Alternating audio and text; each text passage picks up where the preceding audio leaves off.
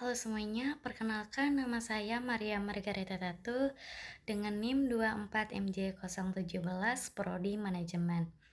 Dalam video ini saya membahas isi tugas manajemen sumber daya manusia yang berisi struktur organisasi dari perusahaan Buket. Adapun tugas masing-masing bagian struktur, yang pertama ada Direktur Utama, bagian produksi dan desain Buket, dan di bawahnya ada staf, bagian pemasaran dan penjualan, dan di bawahnya ada staf, lalu bagian keuangan dan administrasi, dan di bawahnya memiliki staf. Dan yang terakhir bagian pengadaan dan logistik memiliki staf. Yang pertama, tugas dari Direktur Utama, yaitu yang pertama mengatur mengawasi seluruh kegiatan operasional toko, 2. Mengambil keputusan strategi, harga, jual, pemasok, promosi kerjasama.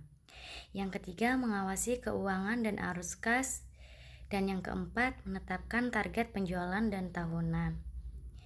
Yang kedua, tugas dari bagian produksi dan desain buket. Yang pertama, membuat desain buket bunga sesuai pesanan atau tema tertentu, ulang tahun, wisuda, pernikahan. Yang kedua, merangkai bunga segar maupun bunga buatan dengan kualitas terbaik. Yang ketiga, menjaga stok bahan pita kertas, plastik, bunga aksesoris. Dan yang keempat, menjaga kebersihan area kerja dan penyimpanan bunga. Dan yang terakhir, bekerja sama dengan bagian pengadaan untuk kebutuhan baru. Yang ketiga, ada bagian pemasaran dan penjualan. Yang pertama, mengelola akun media sosial, TikTok, Instagram, WhatsApp. Yang kedua, membuat konten promosi, foto, video, caption giveaway.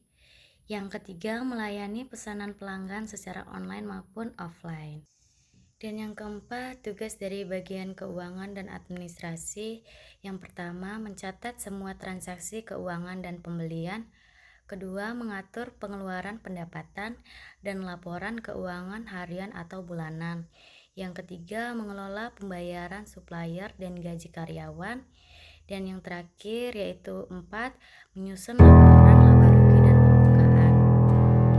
Yang kelima, tugas dari bagian pengadaan dan logistik. Yang pertama, membeli bahan baku, bunga, pita, wrapping paper, vas, aksesoris. Yang kedua, menjaga stok tetap tersedia sesuai kebutuhan produksi. Yang ketiga, melakukan pengecekan kualitas bahan yang datang. Dan yang terakhir, berkoordinasi dengan bagian produksi agar proses lancar. Selanjutnya, saya akan melakukan pengrekrutan karyawan di bagian pemasaran. Alasan karyawan di bagian pemasaran masih kurang, saya membutuhkan 1 orang karyawan di bagian pemasaran. Syarat untuk dan ketentuan sebagai berikut. Yang pertama, minimal S1 manajemen. Yang kedua, foto 4x6. Yang ketiga, keterampilan komunikasi. Yang keempat, sikap dan etos kerja. Yang kelima, bisa bekerja sama tim. Dan yang terakhir, bisa memasarkan produk dan membuat konten menarik.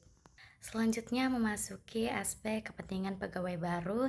Yang pertama, di sini pemberi kerja menjelaskan bahwa gaji pokok sebesar 5 juta per bulan ditambah tunjangan transaksi dan makan. Selanjutnya yang kedua, jam kerja. Pemberi kerja menjelaskan bahwa jam kerja di perusahaan ini mulai dari 8.00 sampai 16.00. Yang ketiga, hak cuti. Di sini setiap pegawai mendapatkan 12 hari cuti tahunan. Yang keempat, fasilitas yang disediakan. Pemberi pekerja menjelaskan bahwa menyediakan fasilitas seperti ruang kerja, ber-AC, kantin, parkir, dan asuransi kesehatan. Dan yang terakhir ada pendidikan dan pelatihan. Pemberi kerja menjelaskan pelatihan untuk meningkatkan kemampuan kerja.